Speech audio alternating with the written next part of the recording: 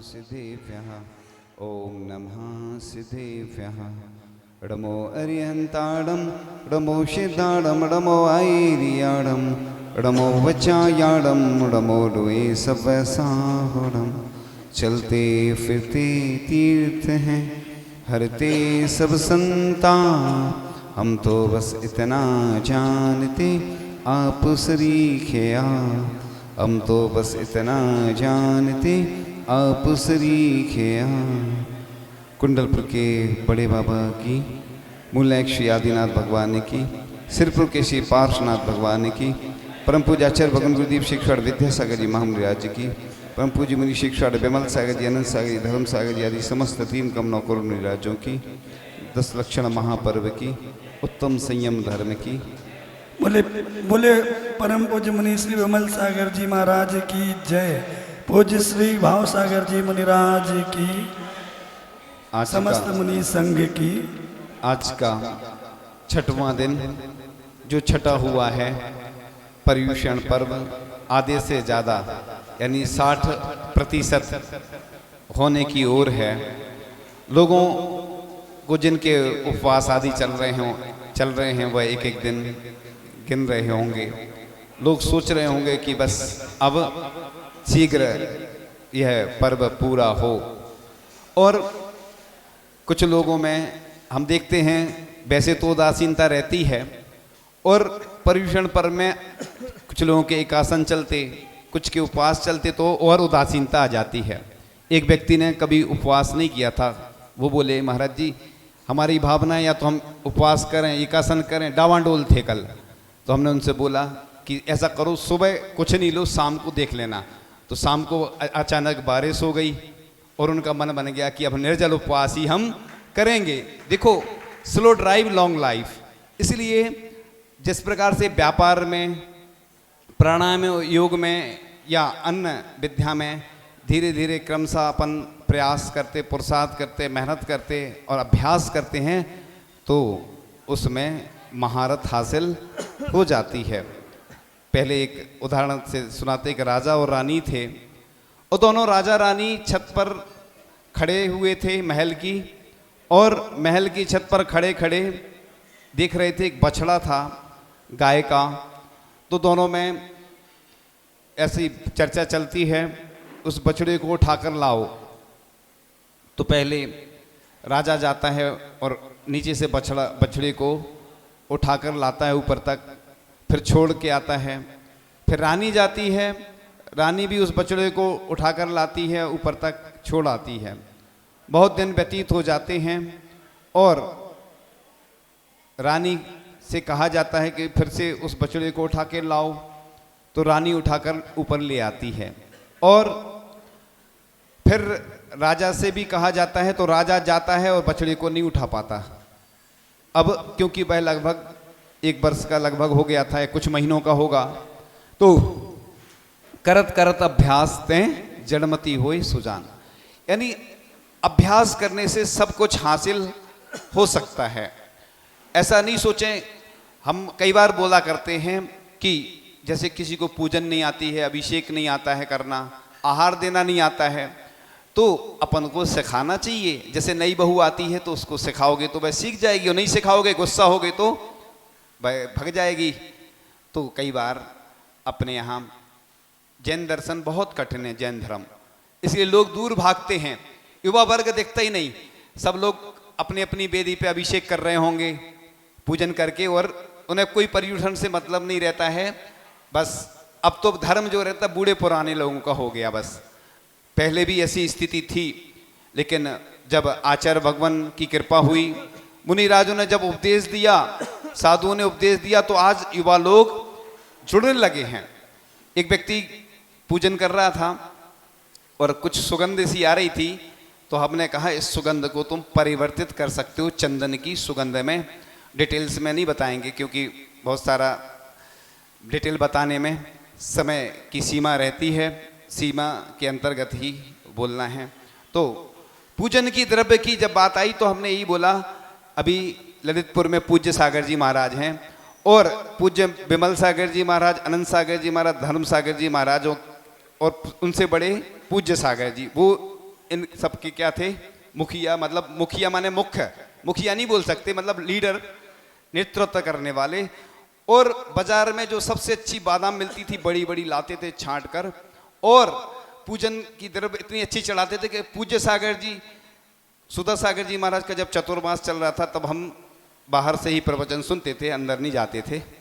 तो वो कहते थे पूजा करो या पूज्य बनो। अभी जब कुंडलपुर में महाराज जी मिले तो हमने कहा, आपने कहा था पूजा करो या पूज्य बनो, तो ये पूज्य बन गए, पूज्य सागर जी अब उनके साथ में हो गए। पुण्य बढ़ता है। देखो महाराज जी का भी पुण्य बढ़ा कि श्रावक संस्कार शिविर में पहली बार जब महाराज जी ने भाग लिया था तो उसके प्रभाव से पूज्य प्रसाद सागर जी महाराज ने, जब उनको बुखार आदि आ गया, इतनी वैयावृत्ति की कि महाराज जी ने सोचा कि अब मैं अपना जीवन परिवर्तित करूंगा, और धीरे धीरे ब्रह्मचारी से साधना करते हुए आज महाराज जी भी पूज्य बन गए, और पूज्य सागर जी तो पूज्य बने ही। तो द्रव्य चढ़ाने का ये प्रभाव होता है, पूजन की सामग्री इतनी अच्छी होना चाहिए। देखो अपन पढ़ते हैं तो लोग, पहले के लोग सस्ती सुंदर सामग्री चढ़ा देते थे तो पूजन कर लेते थे। चूंकि सुबह का प्रसंग था, याद आ गया तो हमने बता दिया। संयम का दिन है, चर्चा उसी की करेंगे। लोग कहते हैं कि विषय कुछ रहता है लेकिन कई बार कुछ जानकारियां जो मन में आती हैं वो देना जरूरी है। तो ऐसे करके अपन को पुण्य बढ़ाना चाहिए। पुण्य बढ़ाने के तरीके हैं। लोग सोचते हैं, आप देखो भोजन जब करते हैं ना तो भोजन की थाली में, इस थाली से कहाँ जाता अपना भोजन, किधर जाता, यहाँ से ऊपर जाता है थाली पूजन, और पूजन की थाली में एक थाली से दूसरी थाली में जाता है। देखो दोनों थाली हैं, दोनों में अंतर, एक में बोलते हैं स्वाहा और एक में जब भोजन करते हैं तो कहते हैं आहा आनंद आ गया। तो जिस प्रकार से भोजन में जब आनंद आता है वैसे ही भगवान की पूजन में भी उससे कई गुना आनंद आना चाहिए, तब तो बात है। एक व्यक्ति आए भी कहने लगे कि महाराज जी जो हम द्रव्य चढ़ाते हैं वो किसको मिलती है, भगवान को, तो हम अच्छी द्रव्य क्यों चढ़ाएं। देखो आप अब देखना, आप जब किसी का जन्मदिन होता है या किसी के यहाँ शादी आदि में जाते हैं तो अच्छी गिफ्ट ले जाते, या अधिकारी को रिश्वत देते हैं तो मिठाई आदि का डिब्बा या कुछ ले जाते, क्योंकि स्वार्थ है उधर। और तीन लोग के नाथ के सामने तो ऐसे लोग लगता है कि मैंने क्या चढ़ाया बताओ। भगवान को अच्छे से अच्छी द्रव्य चढ़ाएंगे तो पुण्य का अर्जन होता है। लोग हीरे मोती रत्न चढ़ाते थे पहले के लोग, और पुण्य भी बढ़ाते थे। लेकिन आज धीरे धीरे लोगों की कंजूसी, जैसा चढ़ाओगे वैसा ही फल मिलने वाला है। भगवान के आगे जो अच्छी वस्तुएं चढ़ाता है वो पुण्य का अर्जन करता है। तो आज चर्चा करते हैं वज्र दंत चक्रवर्ती, जो कि बैठा हुआ था और अचानक एक फूल आ जाता है, कमल का फूल, उसको अर्पण किया जाता है। और अर्पण करते ही जब वह फूल देखता है तो उसमें एक भौरा निकलता है जिसका मरण हो चुका था।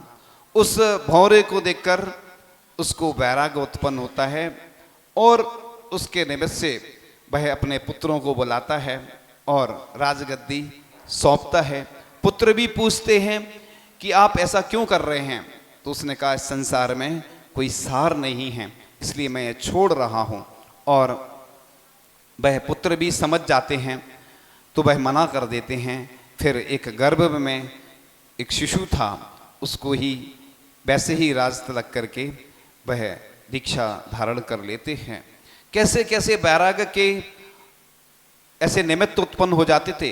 कहते हैं कि पहले के लोग बाल सफ़ेद होते थे तो यानी समझ जाते थे कि अब हमें वैराग्य धारण कर लेना चाहिए। लेकिन आजकल तो डाई लगा लेते हैं, छुपा लेते हैं, लेकिन फिर भी सफ़ेद हो जाते, बात बीच बीच में दिखने लगते हैं।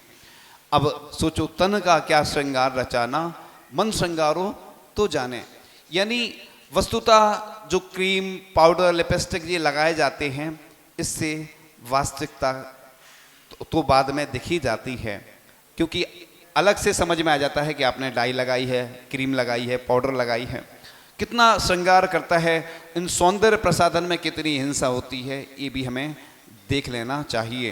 तो जिस प्रकार से गाड़ी में ब्रेक होता है, घोड़े को भी लगाम लगाई जाती है, हाथी को भी अंकुश लगाया जाता है, इसी प्रकार से जो संयम होता है।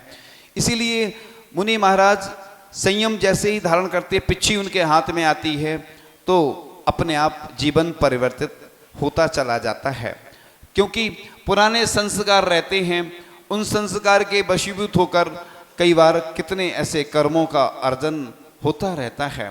यह संसार एक नाटक की तरह है।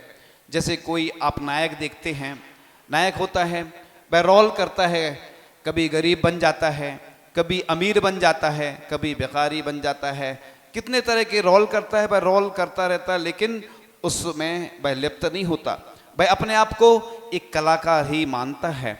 इसी प्रकार से हमारे साथ भी जीवन में कितनी सारी ऐसी घटनाएं घटती रहती हैं।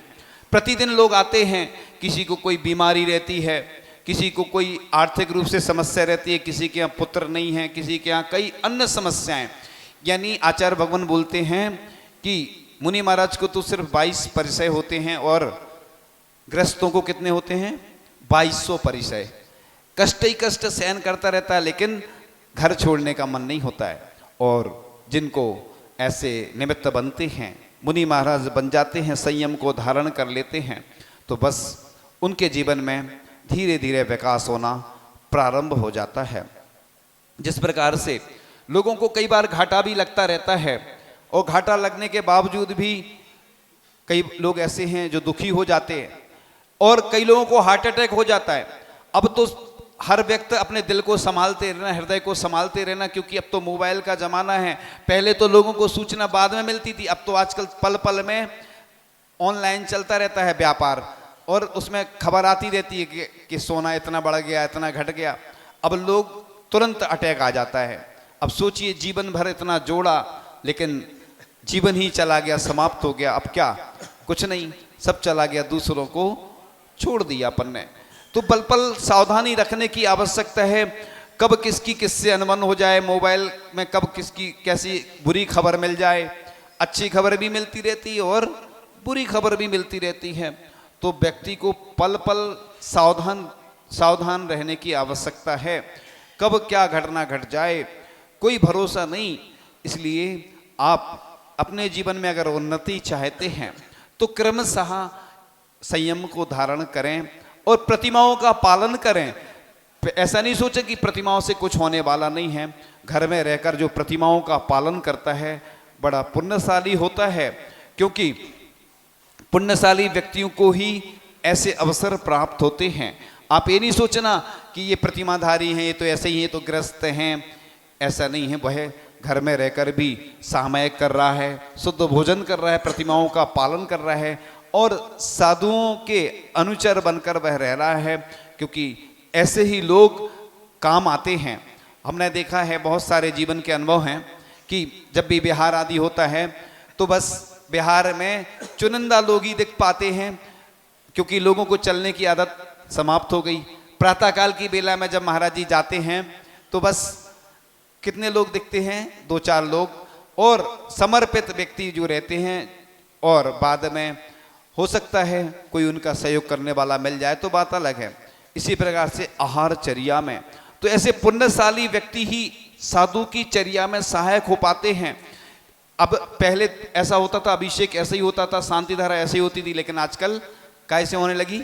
बोली से होने लगी। उसका महत्व बढ़ गया, क्योंकि मंदिर की भी आमदनी कैसे हो, तो पूज्य मुनि महाराजों ने जब प्रेरणा दी तो उस निमित्त से मंदिर का भी विकास होने लगा। और इसके साथ साथ लोग बड़ा उत्साह के साथ लोग अभिषेक शांति धारा करने लगे, क्योंकि और तो कोई निमित्त ऐसे बनते नहीं हैं कि जिन निमित्तों से हम भगवान की पूजन अर्चना करने के लिए इकट्ठे हों। तो ऐसे जब निमित्त बनते हैं, इसलिए हमेशा ऐसे लोगों का सम्मान होना ही चाहिए। कई लोग बोलते हैं कि सम्मान की क्या आवश्यकता है, ये बात सही है, लेकिन भारतीय संस्कृति इसलिए बोलती है ये परंपरा आगे चलती रहे। मैंने एक बार उदाहरण दिया था, फिर से दे रहा हूं कि जब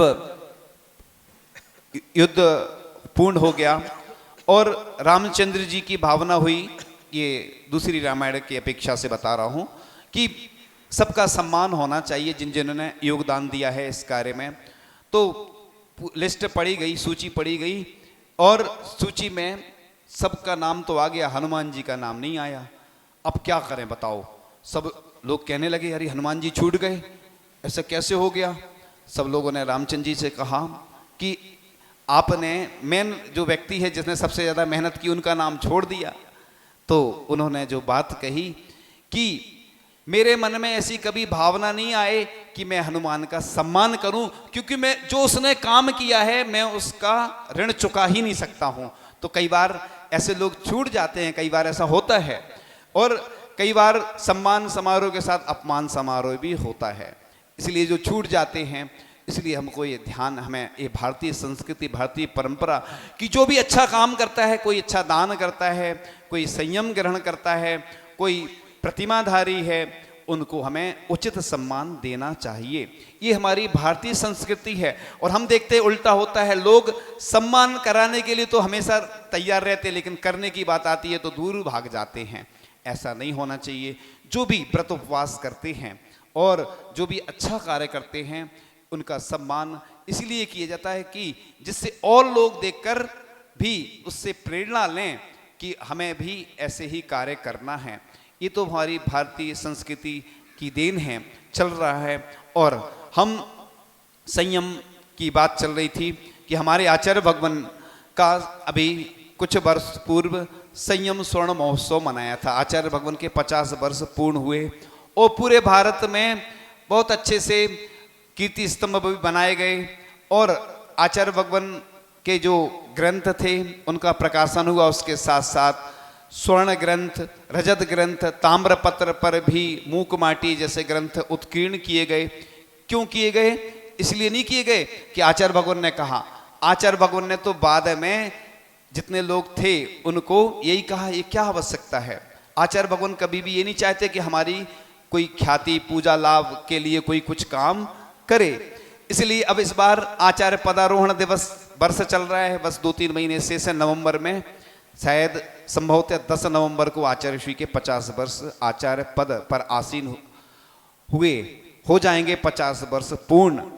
आचार्य भगवान ने इस बार देखो मना किया तो लोगों ने कुछ नहीं किया, लेकिन आज संयम का दिवस है कि आचार्य भगवान ने हमारे लिए कितना दिया है। हम तो जब भी आचार्य भगवान के बारे में बोलते हैं तो लगता है कि बस हमारे रोम रोम पुलकित हो जाते हैं, खड़े हो जाते हैं, रोम रोम खड़े हो जाते हैं और लगता है कि आचार्य भगवान की स्तुति करते ही जाएं। कि आचार्य भगवान, कोई व्यक्ति होता है थोड़ा सा काम करता है तो तुरंत नाम चाहता है, तुरंत चाहता है हमारी वीडियो और फोटो वायरल हो जाए पूरे विश्व में, चाहता है आदमी थोड़ा सा भी काम करता है। लेकिन आचार्य भगवान ने ऐसे काम किए हैं। हम इसलिए हमेशा बोलते हैं कि काम ऐसा करो कि नाम पूरी दुनिया में हो जाए और आपकी प्रशंसा पूरी दुनिया में हो, पूरे विश्व में हो। लेकिन आचार्य भगवान ने जो काम किए हैं उनको हम कई हजारों वर्ष तक भी उनके ऋण को नहीं चुका सकते हैं, क्योंकि हम सभी बस थोड़ा सा कुछ काम कर लेते हैं औपचारिकता करके और बस घर बैठ जाते हैं। हमारे आचार्य भगवान की कीर्ति तो ऐसी है कि अपने आप फैलती जाती है पूरी दुनिया में, लेकिन हम तो ये चाहते हैं कि उनके जो कार्य हैं वह स्वर्ण अक्षरों में अंकित हो जाएं। क्योंकि चाहे भले ही आचार्य भगवान नहीं चाहते हैं, लेकिन आचार्य भगवान तो मना करेंगे। जैसे आप किसी को भोजन के लिए पूछते तो वो मना करता है, लेकिन उसका काम वो अपना करता है, लेकिन अपन का कर्तव्य है कि अपन तो उसको पूछेंगे भले ही वो भोजन करे या ना करे। आचार्य भगवान तो मना करते हैं, लेकिन आचार्य भगवान की यश कीर्ति हमेशा जिस प्रकार से प्राचीन जो हमारे ग्रंथ हैं पहले काहे पे लिखे जाते थे, ताड़पत्र पर लिखे जाते थे, वो भी आज सुरक्षित हैं। 1000-2000 वर्ष प्राचीन आज भी ताड़पत्र सुरक्षित हैं, लेकिन वो भी नष्ट हो जाते हैं। इसलिए जब मंदिर आदि का शिलान्यास होता है तो क्या रखा जाता है सबसे पहले नीचे? ताम्रपत्र, क्योंकि ताम्र धातु जो पीतल को मिलाकर बनती है वह नष्ट नहीं होती है और उस पर आचार्य भगवान की मूक माटी, जैसे कि बड़े महाराज जी की भावना है कि स्वर्ण अक्षरों में मूक माटी आचार्य जी की लिखी जाए, स्वर्ण की स्याही से और ताम्रपत्र पर लिखी जाए। और ऐसे बहुत सारे पहले भी ग्रंथ का प्रकाशन हुआ आचार्य श्री के, चाहे स्तोदेश, रत्नकंड, श्रावकाचार आदि ग्रंथ, और रजत पत्र पर भी उत्कीर्ण किए गए। ये चूंकि धातुएं हैं, धातुएं प्रकृति से ही उत्पन्न होती हैं, इसलिए नष्ट नहीं होती हैं। इसलिए हम जो हमारी जिनवाणी है, जो ग्रंथ हैं, आप लोग बस पढ़ लेते हैं और प्रकाशित भी होते चले जाते हैं, लेकिन पढ़ने वालों की कमी होती चली जा रही है। तो हमारे चाहे दिगंबर जैन धर्म के ग्रंथ हों, चाहे हमारे आचार्य भगवान हो, चाहे हमारे आचार्य भगवान की परंपरा हो, जो मूलाचार्य के हिसाब से जो परंपरा चल रही है, जो निर्ग्रंथों की परंपरा चल रही है, वह हमेशा आगे तक भी चलती रहे।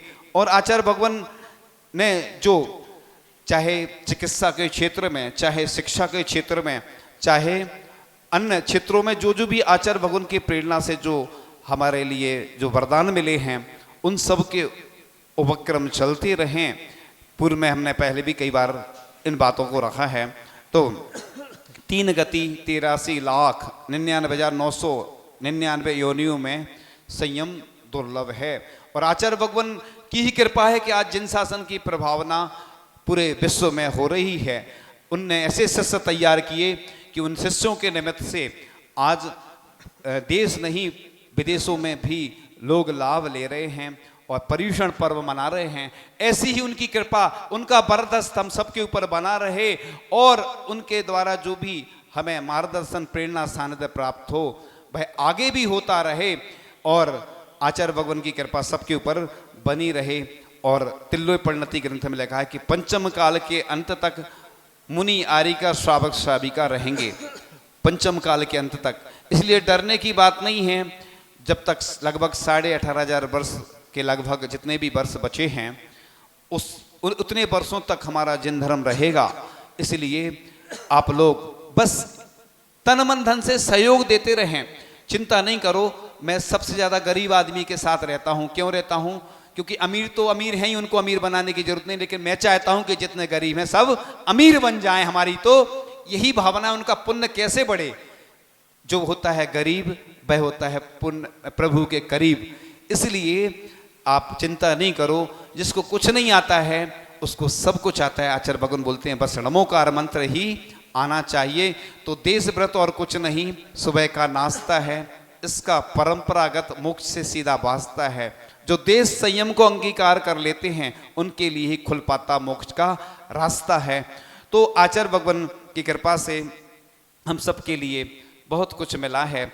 और किसी ने बहुत अच्छी पंक्तियां लिखी हैं, पात्र दान बिन हाथ मनुज का लोभी का औजार है। यानी जो दान नहीं करता है, पात्र दान, आहार दान आदि, मनुज का लोभी का औजार है। नम्र हुए बिन माथ मनुज का अभिमानी बेकार है। सज्जनता बिन साथ मनुज का संकट का भंडार है।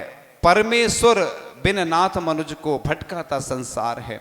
इसलिए यह जो संयम की परंपरा है, पात्रदान की परंपरा है, पंचम काल के अंत तक चलती रहेगी, चलती रहे। आप सबको सहयोग देना है। आप सबके सहयोग से ही यह परंपरा आगे चलती रहेगी। बहुत अच्छी पंक्तियां किसी ने लिखी हैं, हर अर्थी संग राम गए और गए अरिहंत, मृत्यु क्षण को छू ना पाए ऐसा बन निर्ग्रंथ। राग द्वेष के बीहड़ बन में विषय वासना फैली, जिसने भी ओढ़ी है चदरिया उसकी हो गई मैली।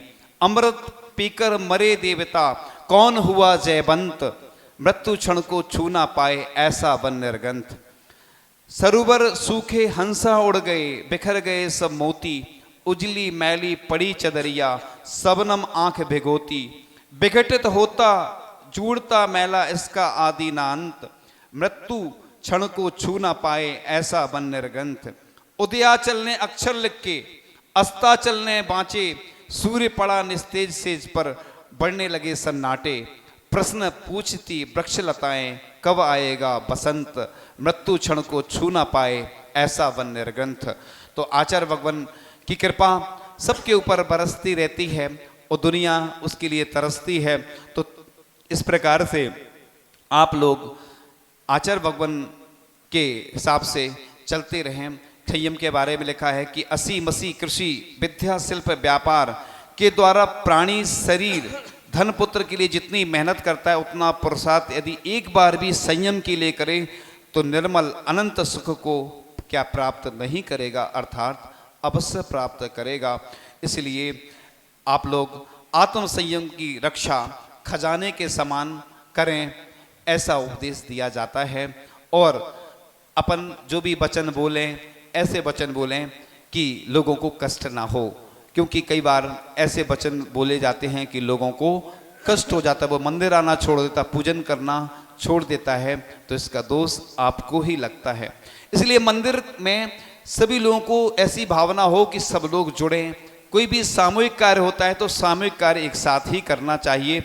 हम देखते हैं कि कहीं कोई व्यवस्था नहीं रहती है, लोग अपने अपने अपने हिसाब से चलते रहते हैं।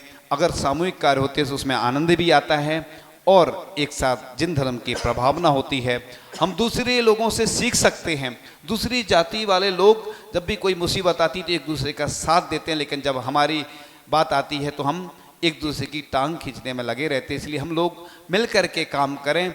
कुल्हाड़ी को यदि लकड़ी का दस्तर ना मिलता तो कुल्हाड़ी को नहीं, लकड़ी को कटने का रास्ता ना मिलता, यानी लकड़ी का जो बैट लगाया जाता ना उसमें कुल्हाड़ी में, उसी की जाति का होता लकड़ी की, और लकड़ी को ही वह काटता है।